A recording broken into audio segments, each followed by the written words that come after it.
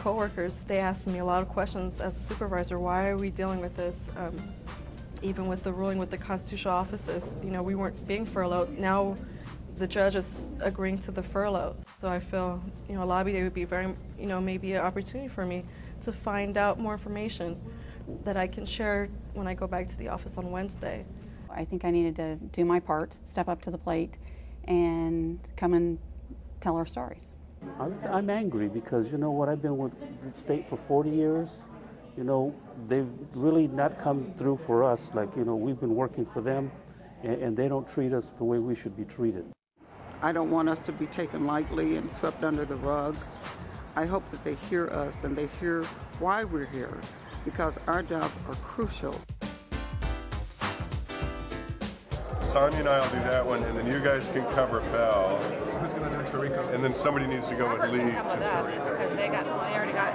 Oh, okay. Yeah. I would only go to the ones where we have a constituent. Okay. Because we have some other people who are in Calderon, like Dwayne is in Calderon. He'll probably handle Calderon.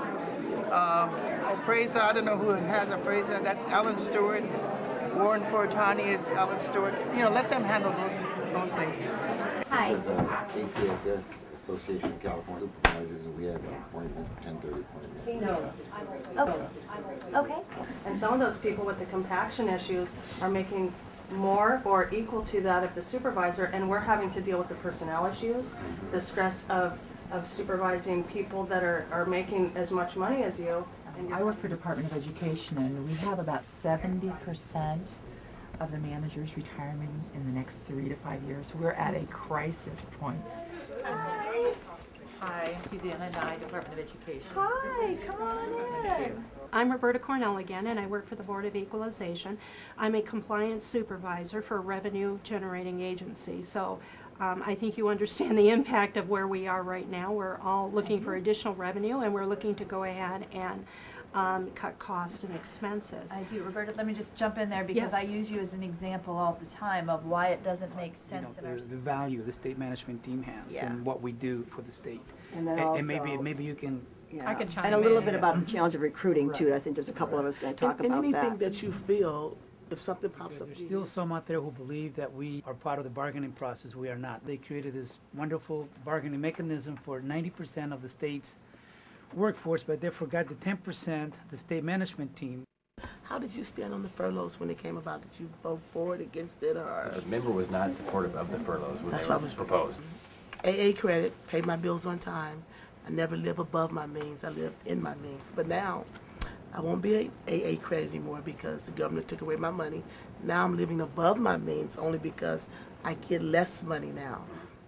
All of a sudden I can't buy my grandkids their uniforms for school anymore. That's right, exactly. Sue Lyle, I've been Sue. a longtime constituent and supporter. Nice to So see you. nice to meet you. Very nice to see you. Where do you work, Sue? I work with the Department of Public Health.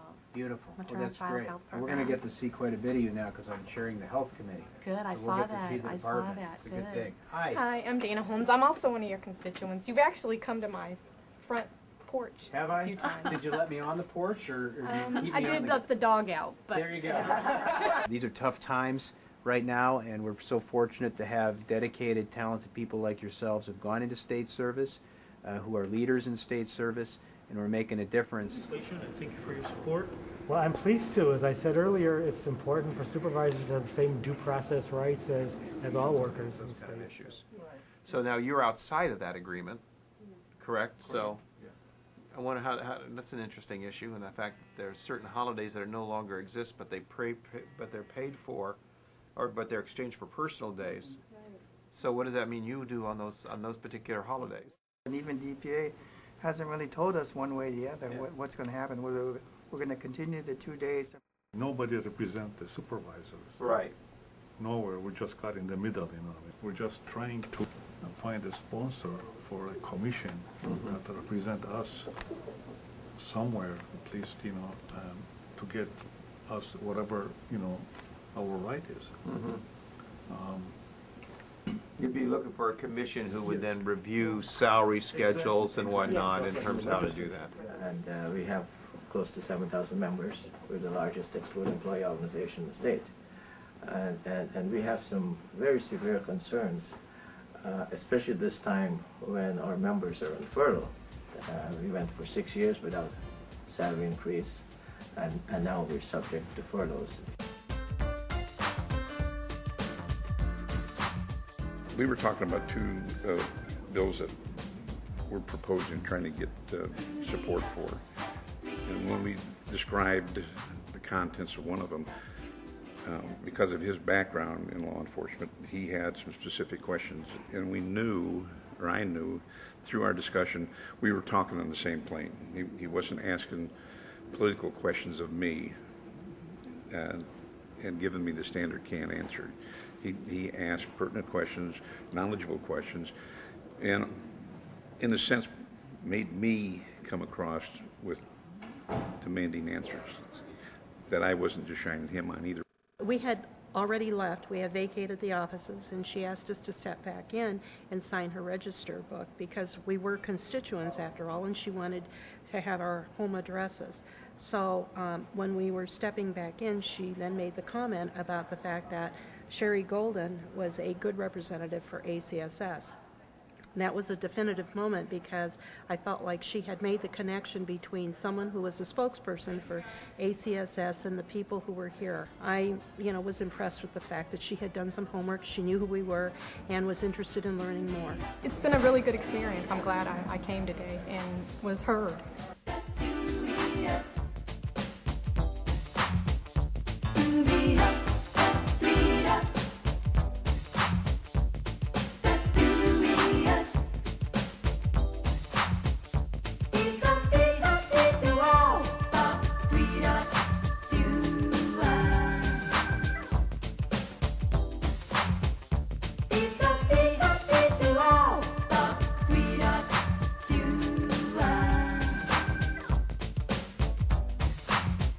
Do not